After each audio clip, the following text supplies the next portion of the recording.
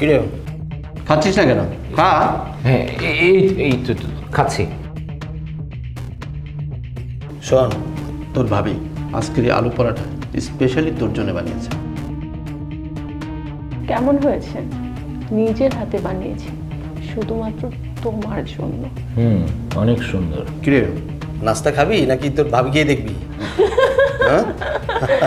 না এই তো খাচ্ছি। এই আমার একটা ফোন চলে এসছে, তুই নাস্তাটা শেষ কর, আমি ফোনে কথা বলে আসছি। সি ভাবি, আপনি আমার সঙ্গে এটা করতে লজ্জা করলো না? আপনি জানেন না নয়ন আমার বেস্ট ফ্রেন্ড, তারপরেও লজ্জা শরম কি নাই আপনার? ভাবি, আপনি যেটা করতেছেন এটা কিন্তু একদমই ঠিক না।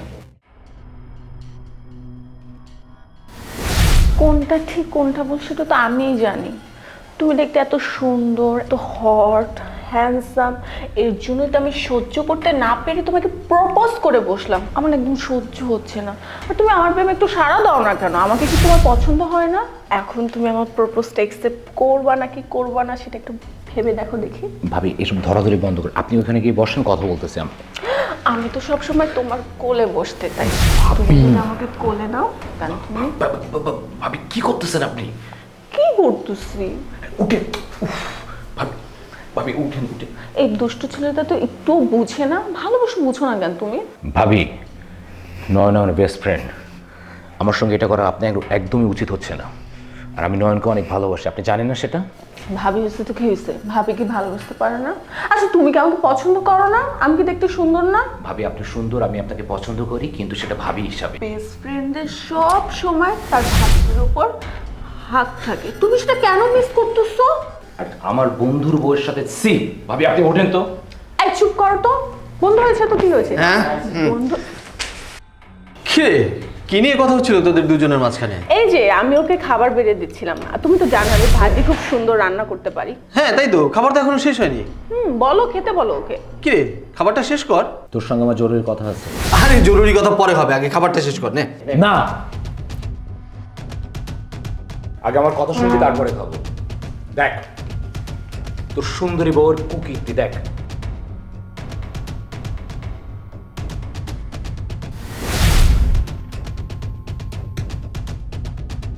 কি ব্যাপার মিম, এগুলো আমি কি দেখছি? তুমি আমার কথাটা একটু বুঝার চেষ্টা করো, আমি তোমাকে সবকিছু বুঝিয়ে বলছি। কি বোঝার চেষ্টা করবো? যা দেখার আমি তো আমার চোখেই দেখছি, আমার চোখে তো আর ছানি পড়েনি। আমার কথাটা তুমি শোনো, তুমি সিনকেট কেন করছো? এইরকম একটা নষ্টমি তুমি করতে পারলে? ছি!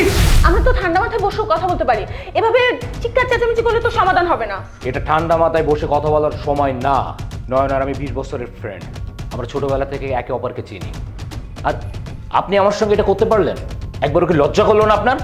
ছি ছি ছি ছি। নয়ন আপনাকে কি পরিমাণ বিশ্বাস করে আপনি জানেন? কত কথা, কত প্রশংসা করে আপনাকে নিয়ে, কত গর্ব করে। আর সেই আপনি, ছি। একটা বছর, মাত্র একটা বছর হয়েছে আমি আর তুমি সংসার করছি, আর এরই মধ্যে আমি তোমার কাছে অসহ্য হয়ে গেলাম। আমার বন্ধু তোমার কাছে ভালো লেগে গেল।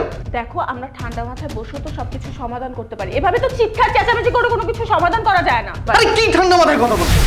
আমি তোমাকে এত ভালোবাসি আর তুমি কিনা এইরকম একটা কাজ করলে? আমার বন্ধুর কাছে মাথাটা আমার হেড করে দিয়েছো। বন্ধুদের টেনশন করিস না, তোর বন্ধু আছে না, এর থেকে বেটার কোনো মেয়ের সঙ্গে তোরে বিয়ে দিব। বিয়ে দিয়ে একে দেখিয়ে দিব যে আমার বন্ধু এর থেকে বেটার কিছু ডিজার্ভ করে।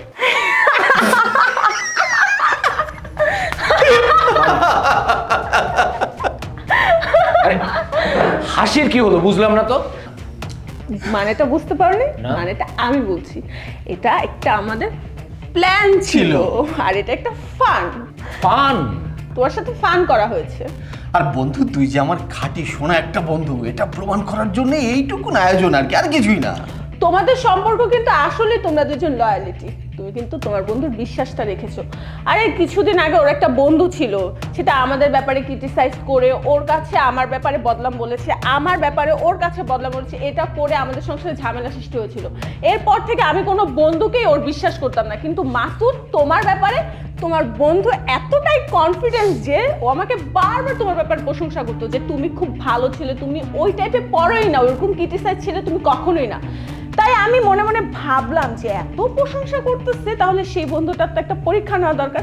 এর মাঝে তুমি কল দিয়ে বললে যে তোমার বাসায় ইনভাইট দুপুরে খাওয়ার জন্য। আমি ভাবলাম তোমার বাসায় না গিয়ে যদি আমাদের বাসায় আসো। তোমাকে ইনভাইট করি, তাহলে আমরা প্ল্যানটা খুব সাকসেস ভাবে করতে পারবো। তাই তোমাকে ইনভাইট করেছি আমাদের বাসায় আসার জন্য। আর তুমি কিন্তু এই পরীক্ষায় উত্তীর্ণ হয়েছো। এরকম কাজ করলি তুই। যাক, তোর ভাবির সামনে তোকে যে আমি মানে সলিড গোল্ড হিসেবে প্রমাণ করতে পেরেছি, এটাও কিন্তু আমার কম পাওয়া না। না রে বন্ধু না, তুই ছোটবেলা থেকে আমার কত পরীক্ষা নিবি, কিন্তু এটা এটা নিয়ে কেন প্রমাণ করতে হবে রে বন্ধু? পাশ করেছিস তো।